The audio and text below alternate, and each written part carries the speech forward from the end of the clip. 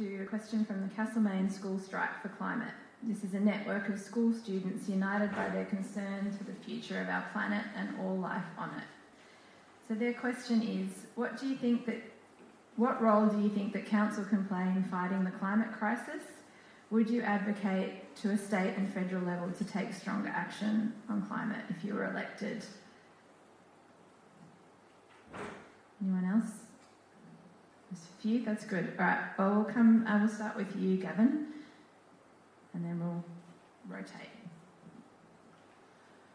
The council has recognised that there is a climate emergency and it does have a climate action plan. And a lot of our work was done by community activists who spent a lot of time advocating for the council to do that. And I want to also acknowledge the great work that Bronwyn Mackin, the former Greens councillor, did in supporting that. The council needs not only to have its own climate action plan, but also needs to be an advocate for climate action at all other levels of government too.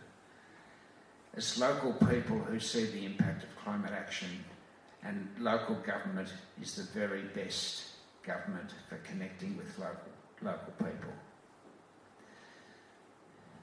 The council needs to advise locals and fund local initiatives such as solar for tenants, community batteries, and find sources of state and federal funds to support climate action locally.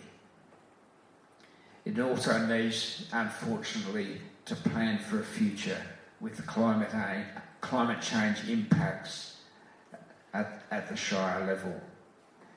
And I'm thinking of that snowstorm we had recently, a classic example of a severe, irregular and now predictable change in the weather.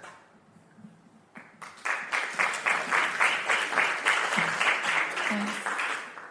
I think we've got time for everyone to jump in on this one. So who was up for speaking as well? Phillip, and then, I will be brief because I've already said climate change is the overriding issue. It affects if we don't deal with that, everything else we do becomes mute. I've mentioned a number of initiatives. I certainly endorse the comments that Gavan made. As a community, we must be working on this and advocating to government as well. At a federal level, has to be, no more fossil fuel plants. We've got to rapidly transition at federal level, perhaps even face some possible internationally drawdowns.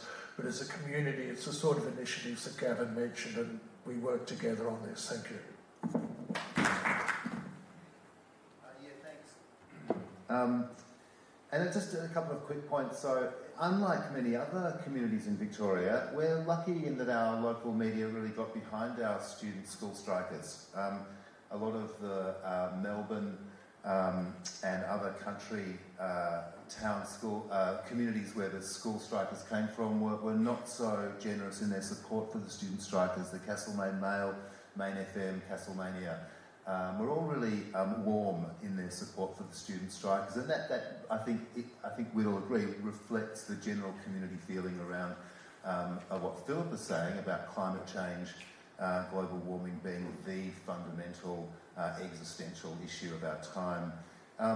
And as some others have mentioned, there are some really important initiatives happening in the Shire, and I've no doubt that the incoming council will be just as enthusiastic in supporting those measures as has the previous council. One final point there, I think in some ways it's often important for those of us who are not young people to listen to the voices of our youth. I think Bill made the point earlier that youth are our future, of course, and I think it's extraordinary that expression of energy and political activism from teenagers across the Shire. And I look forward to hearing more from those students and from the next generation of student activists that will no doubt come in their wake.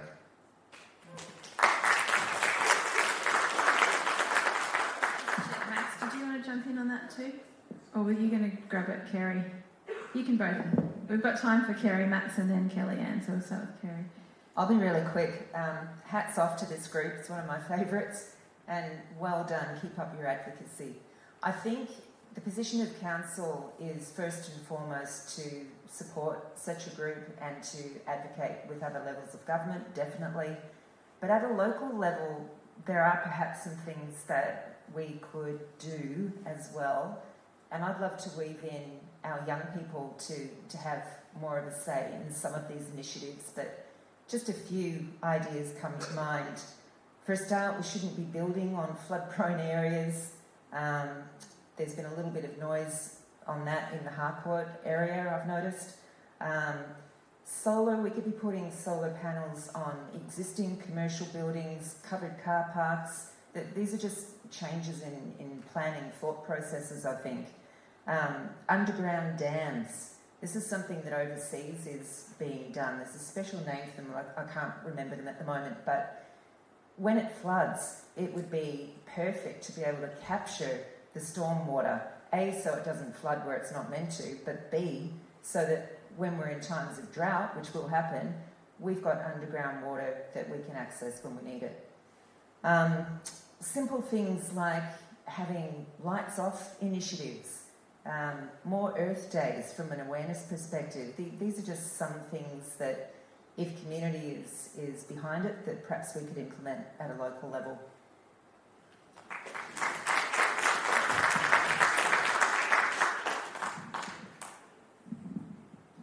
I'm responding to the young people that they need to do homework and research, because a few years ago we had a full-day symposium on climate change. It was a pioneering event in local government, never happened before, and I was one of the initiators and movers of that event, and I guess that will continue with the next council.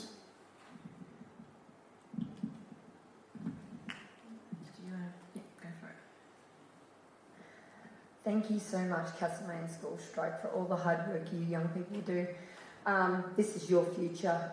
This is your future. So I would strongly advocate for our ward or shire to be a plastic bag-free town, more electric charges for eco-cars, more safe bike lanes, encouraging people to use farmers markets and green grocers, but also walking together in a two-way learning journey, bringing Western knowledges and First Nations knowledges together so we can better combat this climate crisis we have, and bringing those knowledges together, we can only do good by walking together for your future.